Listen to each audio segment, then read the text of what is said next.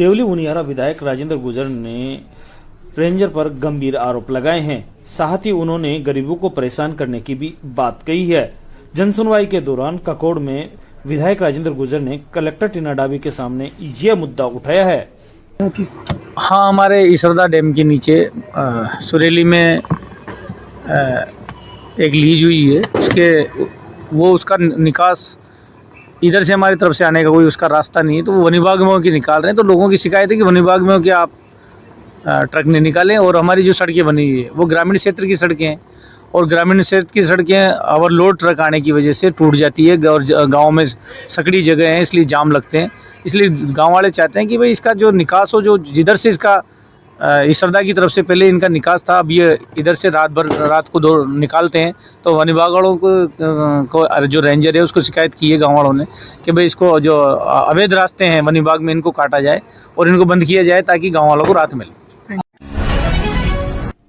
टोंक जिले की बनास नदी पर राजमहल रपट पर नहाते समय एक युवक के डूबने की घटना सामने आई है।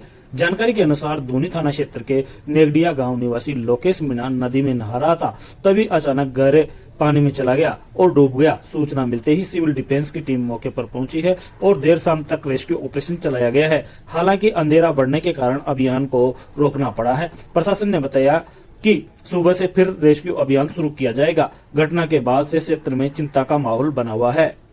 के खिलाफ जेसीबी का पीला पंजा चला है और प्रशासन ने पीला पंजा चलाया है। घाट से नगरकोट रोड पर अतिक्रमण हटाया गया है। कोर्ट के निर्देशन के बाद प्रभावी कार्रवाई की गई है। तहसीलदार विनोद शर्मा के नेतृत्व में टीम ने सड़क के किनारे बने टीन शेड, दीवारें सहित अन्य अतिक्रमण को हटाया गया है। कार्रवाई से अतिक्रमणकारियों में अफरा तफरी का माहौल भी देखने को मिला है। इससे पहले प्रशासन ने नोटिस जारी किए थे और अब जिसके बाद पूरे एरिया को छावनी में तब्दील कर दिया गया और फिर अतिक्रमण हटाया गया है। टोंक जिले के बरौनी में बजरी ट्रक ऑपरेटर्स का बड़ा गुस्सा सामने आया है। आल राजस्थान बजरी ट्रक ऑपरेटर्स वेलफेयर सोसाइटी के बैनर तले बैठक का आयोजन किया गया, जिसमें सालों पुरानी समस्याओं को लेकर जोरदार आवाज उठाई गई। नवीन शर्मा ने कहा कि मूलभूत सुविधाओं के अभाव में ऑपरेटर्स को लगातार नुकसान झेलना पड़ रहा है, जबकि उनकी कोई सुनवाई नहीं हो रही है। बैठक में बीसलपुर बजरी ठेकेदार पर भी आरोप लगाया है। उन्होंने कहा कि लगातार गीली बजरी दी जा रही है, जिससे जयपुर पहुंचते पहुंचते 2 से 3 टन माल वजन घट जाता है, जिससे उनको काफी परेशानी का सामना करना पड़ रहा है। इतना ही नहीं, बजरी में पत्थरों के टुकड़े आने से बिक्री भी प्रभावित हो रही है। हनुमान गुर्जर और मुल्कराज गुर्जर ने बजरी को छान कर देने और रवाना की सीमा अवधि बढ़ाने की बात कही है। वहीं ऑपरेटर्स ने भजनलाल सरकार से बजरी मंडी की स्थायी जगह आवंटित करने की भी मांग की है। ऑपरेटर्स हैं, इनकी जो मूलभूत आवश्यकताएं हैं, इनकी जो कुछ समस्याएं थी, ऐसी बड़ी समस्याएं थी जिनका पिछले कई सालों से, मान लो काफी टाइम से इनको फेस करना पड़ रहा था।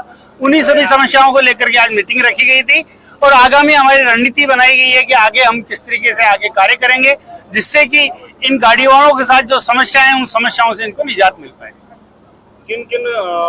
कौन कौन सी मांगे हैं जिनको लेकर विचार विमर्श किया गया और आगे की क्या रणनीति रहने वाली है? हमारी जो मूल मांगे हैं वो, एक तो सबसे बड़ी समस्या तो ये है कि नदी से हमारे जो बीसलपुर से जो बजरी आ रही है उसके अंदर 2 से 3 टन तक पानी आता है, जो गंतव्य तक पहुंचते हुए निकल जाता है और उतना वजन का पैसा ट्रक ऑपरेटर को अपनी जेब से वहन करना पड़ता है। ग्राहक उसका पैसा कहीं देता नहीं, जो कि प्रति चक्कर करीबन 2-2.5 हजार रुपए होता है।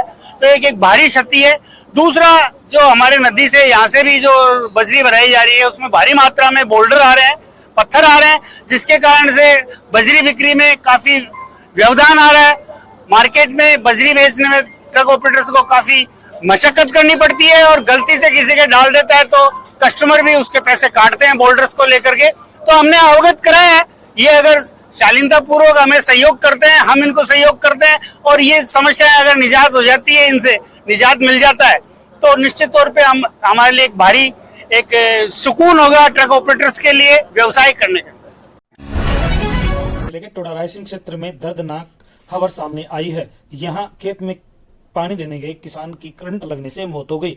गांव दावड़दूमा में 28 वर्षीय किसान की करंट लगने से मौत हो गई। दरअसल किसान फसल को पानी देने गया था, इसी दौरान करंट लगने के बाद बेहोश हो गया। वहीं कुछ देर बाद परिजन पहुंचे और उसको अस्पताल लेकर आए, जहां चिकित्सकों ने जांच के बाद मृत घोषित कर दिया।